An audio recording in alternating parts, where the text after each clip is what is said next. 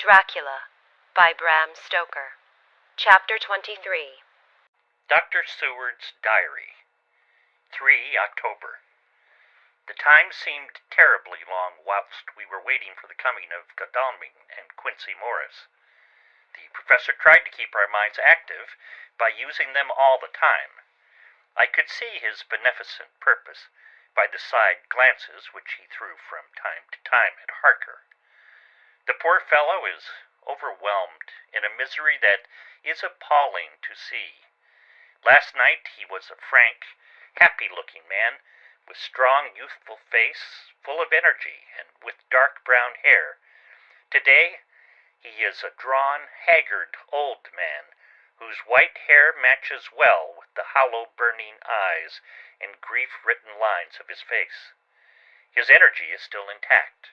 In fact, he is like a living flame. This may yet be his salvation, for if all go well, it may tide him over the despairing period. He will then, in a kind of way, wake again to the realities of life. Poor fellow. I thought my own trouble was bad enough, but his. The professor knows this well enough, and is doing his best to keep his mind active. What he has been saying was, under the circumstances, of absorbing interest. So well as I can remember, here it is. I have studied over and over again, since they came into my hands, all the papers relating to this monster, and the more I have studied, the greater seems the necessity to utterly stamp him out.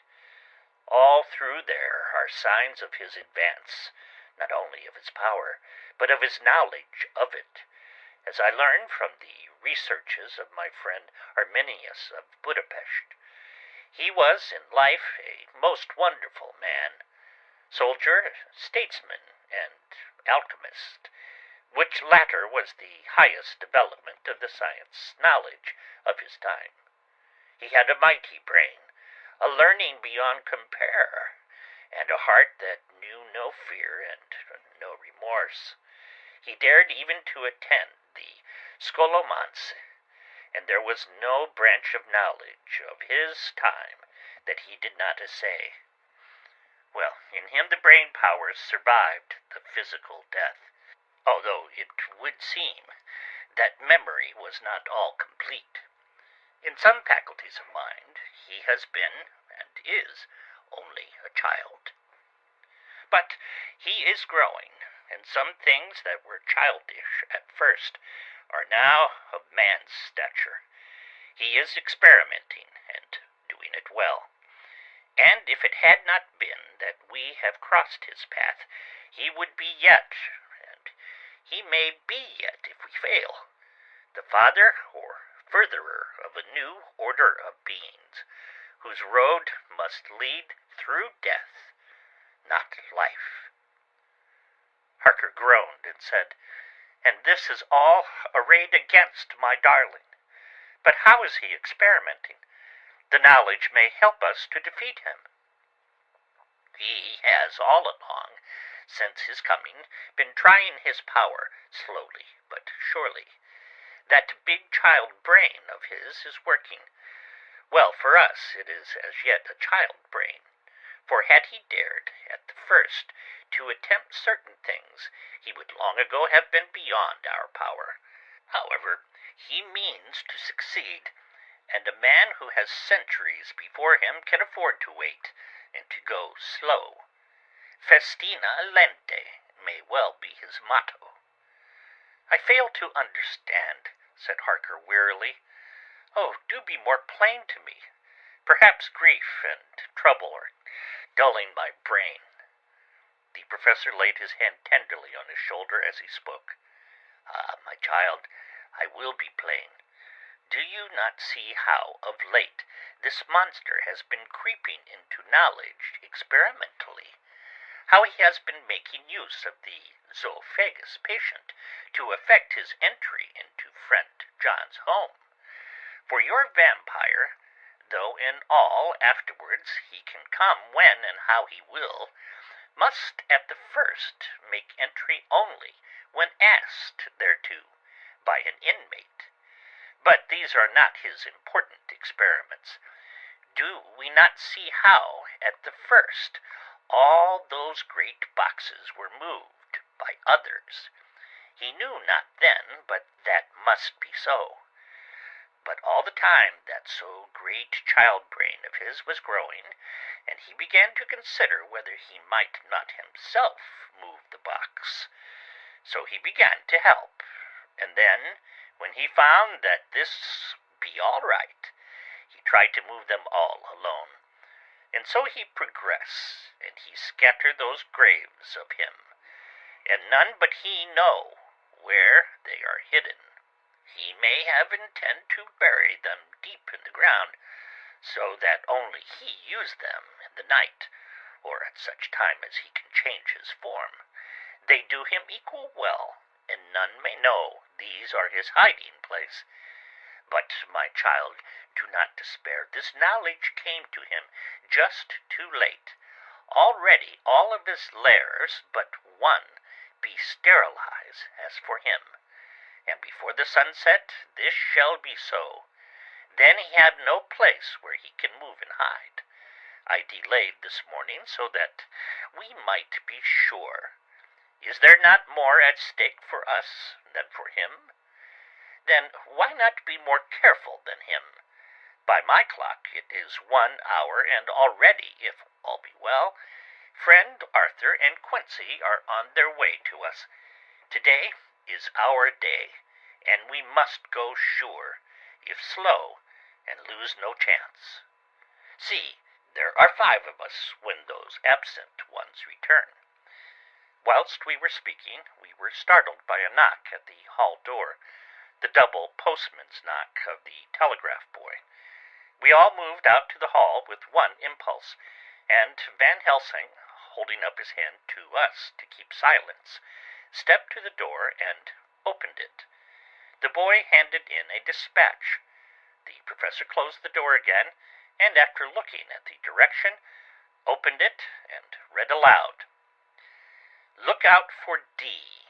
He has just now, 12:45, come from Carfax hurriedly, and hastened towards the south. He seems to be going the round, and may want to see you. Mina. There was a pause, broken by Jonathan Harker's voice. Now, God be thanked, we shall soon meet. Van Helsing turned to him quickly and said, God will act in his own way in time. Do not fear, and do not rejoice as yet, for what we wish for at the moment may be our own undoings. I care for nothing now, he answered hotly, except to wipe out this brute from the face of creation. I would sell my soul to do it. Oh, hush, hush, my child, said Van Helsing. God does not purchase souls in this wise, and the devil, though he may purchase, does not keep faith. But God is merciful and just, and knows your pain and your devotion to that dear Madam Mina. Think you how her pain would be doubled did she but hear your wild words? Do not fear any of us. We are all devoted to this cause, and today shall see the end. The time is coming for action. Today this vampire is limit to the powers of man, and till sunset he may not change. It will take him time to arrive here. See, it is 20 minutes past 1, and there are yet some times before he can hither come, be he never so quick. What we must hope for is that my Lord Arthur and Quincy arrive first. After half an hour, after we had received Mrs. Harker's telegram, there came a quiet, resolute knock at the hall door. It was just an ordinary knock, such as is given hourly by thousands of gentlemen, but it made the professor's heart and mine beat loudly. We looked at each other, and together moved out into the hall. We each held ready to use our various armaments, the spiritual in the left hand, the mortal in the right. Van Helsing pulled back the latch, and holding the door half open, stood back, having both hands ready for action. The gladness of our hearts must have shone upon our faces when on the step, close to the door, we saw Lord Godalming and Quincy Morris. They came quickly in and closed the door behind them, the former saying as they moved along the hall, "It is all right. We found both places, 6 boxes in each, and we destroyed them all." "Destroyed?" asked the professor. For him. We were silent for a minute, and then Quincy said, "There's nothing to do but to wait here. If, however, he doesn't turn up by 5 o'clock, we must start off, for it won't do to leave Mrs. Harker alone after sunset." "He will be here before long now," said Van Helsing, who had been consulting his pocketbook. "Nota bene, in Madame's telegram, he went south from Carfax. That means he went to cross the river, and he could only do so at slack of tide, which should be something before 1 o'clock. That he went south has a meaning for us. He is as yet only suspicious, and he went from Carfax first to the place where he would suspect interference least. You must have been at Bermondsey only a short time before him. That he is not here already shows that he went to Mile End next. This took him some time, for he would then have to be carried over the river in some way. Believe me, my friends, we shall not have long to wait now. We should have ready some plan of attack, so that we may throw away no chance." "Hush! There is no time now. Have all your arms. Be ready." He held up a warning hand as he spoke, for we all could hear a key softly inserted in the lock of the hall door. I could not but admire, even at such a moment, the way in which a dominant spirit asserted itself. In all our hunting parties and adventures in different parts of the world, Quincy Morris had always been the one to arrange the plan of action, and Arthur and I had been accustomed to obey him implicitly. Now the old habit seemed to be renewed instinctively. With a swift glance around the room, he at once laid out our plan of attack, and without speaking a word, with a gesture, placed us each in position. Van Helsing, Harker, and I were just behind the door, so that when it was opened, the professor could guard it, whilst we two stepped between the incomer and the door.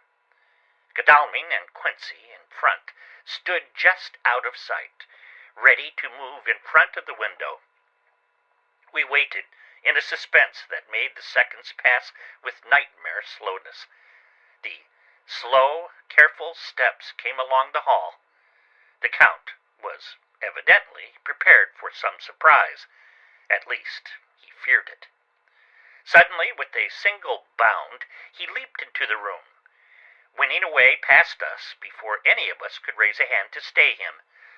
There was something so panther-like in the movement, something so unhuman, that it seemed to sober us all from the shock of his coming.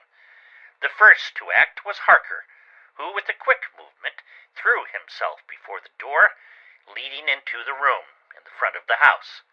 As the Count saw us, a horrible sort of snarl passed over his face, showing the eye-teeth long and pointed. But the evil smile as quickly passed into a cold stare of lion-like disdain. His expression again changed as, with a single impulse, we all advanced upon him. It was a pity that we had not some better organized plan of attack, for even at the moment I wondered what we were to do. I did not myself know whether our lethal weapons would avail us anything. Harker evidently meant to try the matter, for he had ready his great cookery knife, and made a fierce and sudden cut at him. The blow was a powerful one. Only the diabolical quickness of the Count's leap back saved him. A second less, and the trenchant blade had shorn through his heart. As it was, the point just cut the cloth of his coat, making a wide gap whence a bundle of banknotes and a stream of gold fell out. The expression of the Count's face was so hellish that for a moment I feared for Harker, though I saw him throw the terrible knife aloft again for another stroke.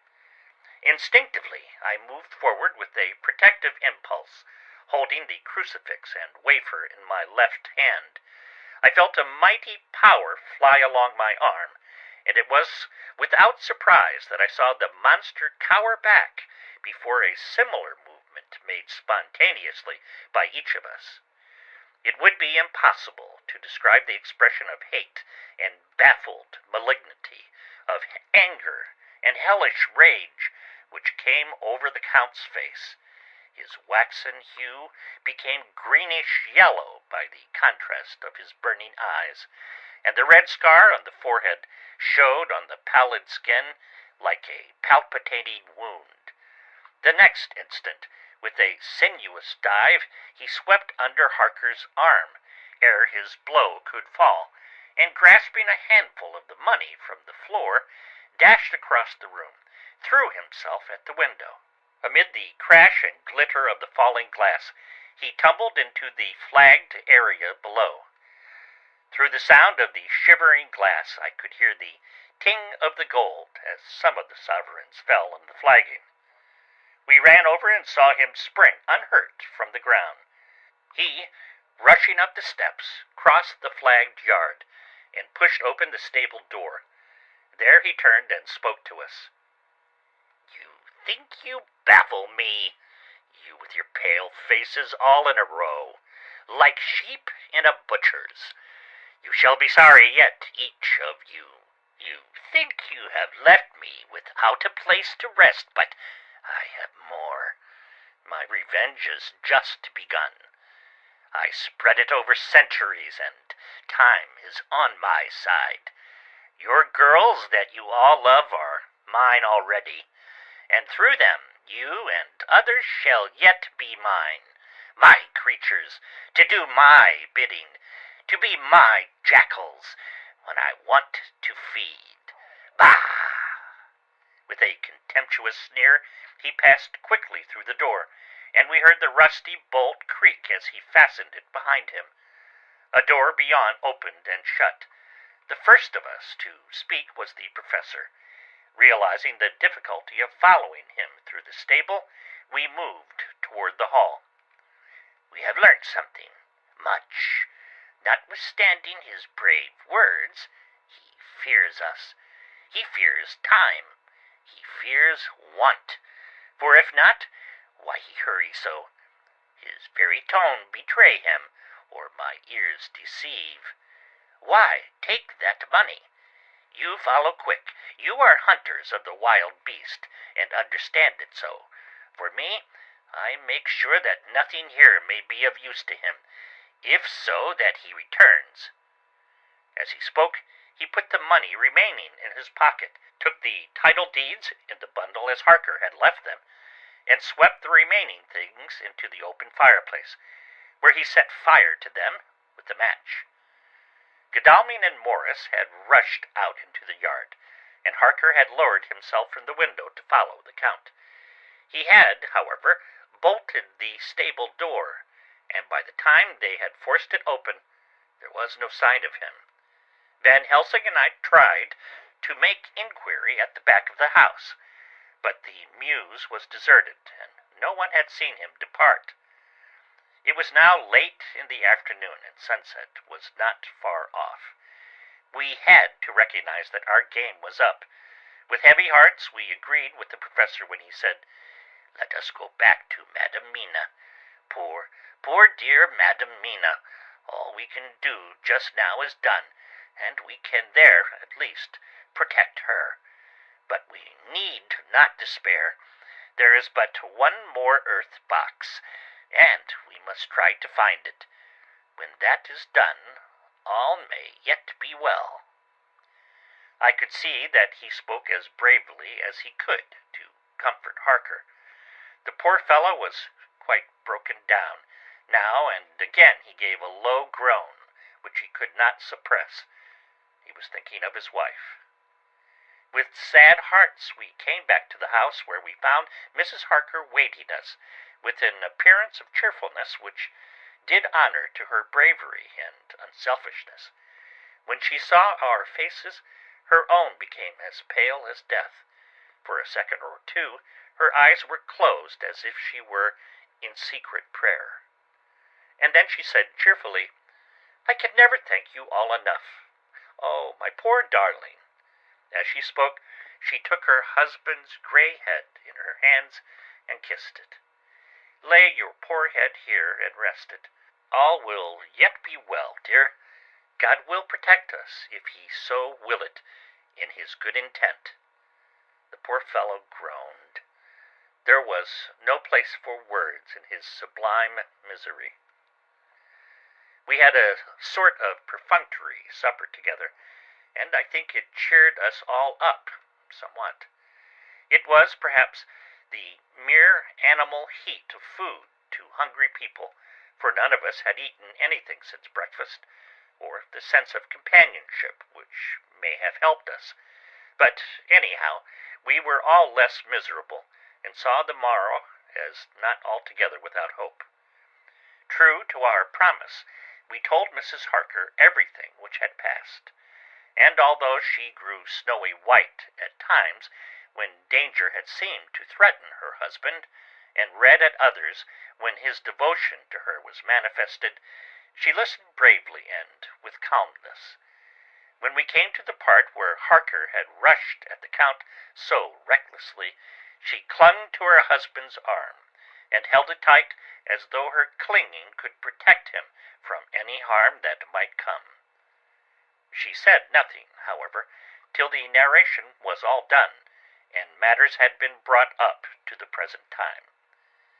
Then, without letting go her husband's hand, she stood up amongst us and spoke. Oh, that I could give any idea of the scene, of that sweet, sweet, good woman, in all the radiant beauty of her youth and animation, with the red scar on her forehead, of which she was conscious, and which we saw with grinding of our teeth, remembering whence and how it came. Her loving kindness against our grim hate, her tender faith against all our fears and doubting, and we, knowing that so far as symbols went, she, with all her goodness and purity and faith, was outcast from God. "Jonathan," she said, and the words sounded like music on her lips. It was so full of love and tenderness. "Jonathan, dear, and you, all my true friends, I want you to bear something in mind through all this dreadful time. I know that you must fight, that you must destroy, even as you destroyed the false Lucy, so that the true Lucy might live forever. But it is not a work of hate. That poor soul, who has wrought all his misery, is the saddest case of all. Just think what will be his joy when he, too, is destroyed in his worser part, that his better part may have spiritual immortality. You must be pitiful to him, too, though it may not hold your hands from his destruction." As she spoke, I could see her husband's face darken and draw together, as though the passion in him were shriveling his being to its core. Instinctively, the clasp of his wife's hand grew closer, till his knuckles looked white. She did not flinch from the pain, which I knew she must have suffered, but looked at him with eyes that were more appealing than ever. As he stopped speaking, he leaped to his feet, almost tearing his hand from hers as he spoke. "May God give him into my hand just for long enough to destroy that earthly life of him, which we are aiming at. If beyond it, I could send his soul forever and ever to burning hell, I would do it."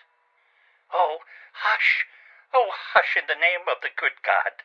Don't say such things, Jonathan, my dear husband, or you will crush me with fear and horror. Just think, my dear, I have been thinking all this long day of it, that perhaps, someday, I too may need such pity, and that some other like you, and with equal cause for anger, may deny it to me. Oh, my husband, indeed, I would have spared you such a thought had there been another way. But I pray that God may not have treasured your wild words, except as the heartbroken wail of a very loving and sorely stricken man. Oh, God, let these poor white hairs go in evidence of what he has suffered, who all his life has done no wrong, and on whom so many sorrows have come. We men were all in tears now. There was no resisting them, and we wept openly. She wept too, to see that her sweet counsels had prevailed. Her husband flung himself on his knees beside her, and putting his arms round her, hid his face in the folds of her dress. Van Helsing beckoned to us, and we stole out of the room, leaving the two loving hearts alone with their God.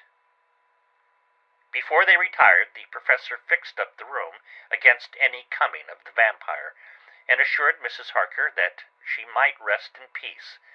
She tried to school herself to the belief, and manifestly, for her husband's sake, tried to seem content. It was a brave struggle, and was, I think and believe, not without its reward. Van Helsing had placed at hand a bell which either of them was to sound in case of any emergency. When they had retired, Quincy, Godalming, and I arranged that we should sit up, dividing the night between us, and watch over the safety of the poor stricken lady. The first watch falls to Quincy, so the rest of us shall be off to bed as soon as we can. Godalming has already turned in, for his is the second watch. Now that my work is done, I, too, shall go to bed. Jonathan Harker's Journal. 3 to 4 October, close to midnight. I thought yesterday would never end. There was over me a yearning for sleep, in some sort of blind belief that to wake would be to find things changed, and that any change must now be for the better. Before we parted, we discussed what our next step was to be, but we could arrive at no result. All we knew was that one earth box remained, and that the Count alone knew where it was. If he chooses to lie hidden, he may baffle us for years, and in the meantime, the thought is too horrible. I dare not think of it even now. This I know, that if ever there was a woman who was all perfection, that one is my poor, wronged darling. I loved her 1,000 times more for her sweet pity of last night, a pity that made my own hate of the monster seem despicable. Surely God will not permit the world to be poorer by the loss of such a creature. This is hope to me. We are all drifting reefwards now, and faith is our only anchor. Thank God. Mina is sleeping, and sleeping without dreams. I fear what her dreams might be like, with such terrible memories to ground them in. She has not been so calm within my seeing since the sunset. Then, for a while, there came over her such a repose, which was like spring after the blasts of March. I thought at the time that it was the softness of the red sunset on her face, but somehow now I think it has a deeper meaning. I am not sleepy myself, though I am weary to death. However, I must try to sleep, for there is tomorrow to think of, and there is no rest for me until later. I must have fallen asleep, for I was awakened by Mina, who was sitting up in bed, with a startled look on her face. I could see easily, for we did not leave the room in darkness. She had placed a warning hand over my mouth, and now she whispered in my ear, "Hush! There is someone in the corridor." I got up softly, and, crossing the room, gently opened the door. Just outside, stretched on a mattress, lay Mr. Morris, wide awake. He raised a warning hand for silence as he whispered to me, "Hush! Go back to bed! It is all right. One of us will be here all night. We don't mean to take any chances." His look and gesture forbade discussion, so I came back and told Mina. She sighed, and positively a shadow of a smile stole over her poor, pale face as she put her arms round me and said softly, "Oh, thank God for good, brave men." With a sigh, she sank back again to sleep. I write this now as I am not sleepy, though I must try again. 4 October, morning. Once again, during the night, I was wakened by Mina. This time we had all had a good sleep, for the grey of the coming dawn was making the windows into sharp oblongs, and the gas flame was like a speck rather than a disk of light. She said to me hurriedly, "Go, call the professor. I want to see him at once." "Why?" I asked. "I have an idea. I suppose it must have come in the night and matured without my knowing it. He must hypnotize me before the dawn, and then I shall be able to speak. Go quick, dearest. The time is getting close." I went to the door. Dr. Seward was resting on the mattress, and, seeing me, he sprang to his feet. "Is anything wrong?" he asked in alarm. "No," I replied, "but Mina wants to see Dr. Van Helsing at once." "I will go," he said, and hurried into the professor's room. 2 or 3 minutes later, Van Helsing was in the room in his dressing gown, and Mr. Morris and Lord Godalming were with Dr. Seward at the door, asking questions. When the professor saw Mina, a smile, a positive smile, ousted the anxiety of his face. He rubbed his hands as he said, "Oh, my dear Madam Mina, this is indeed a change. See, friend Jonathan, we have got our dear Madam Mina as of old back to us today." Then, turning to her, he said cheerfully, "And what am I to do for you? For at this hour you do not want me for anything." "I want you to hypnotize me," she said. "Do it before the dawn, for I feel that then I can speak and speak freely. Be quick, for the time is short." Without a word he motioned her to sit up in bed. Looking fixedly at her, he commenced to make passes in front of her, from over the top of her head, downward, with each hand in turn. Mina gazed at him fixedly for a few minutes, during which my own heart beat like a trip-hammer, for I felt that some crisis was at hand. Gradually her eyes closed, and she sat stock still. Only by the gentle heaving of her bosom could one know that she was alive. The professor made a few more passes, and then stopped, and I could see that his forehead was covered with great beads of perspiration. Mina opened her eyes, but she did not seem the same woman. There was a far-away look in her eyes, and her voice had a sad dreaminess which was new to me. Raising his hand to impose silence, the professor motioned to me to bring the others in. They came on tiptoe, closing the door behind them, and stood at the foot of the bed, looking on. Mina appeared not to see them. The stillness was broken by Van Helsing's voice speaking in a low, level tone, which would not break the current of her thoughts. "Where are you?" The answer came in a neutral way. "I do not know. Sleep has no place it can call its own." For several minutes there was silence. Mina sat rigid, and the professor stood staring at her fixedly. The rest of us hardly dared to breathe. The room was growing lighter. Without taking his eyes from Mina's face, Dr. Van Helsing motioned to me to pull up the blind. I did so, and the day seemed just upon us. A red streak shot up, and a rosy light seemed to diffuse itself through the room. On the instant, the professor spoke again. "Where are you now?"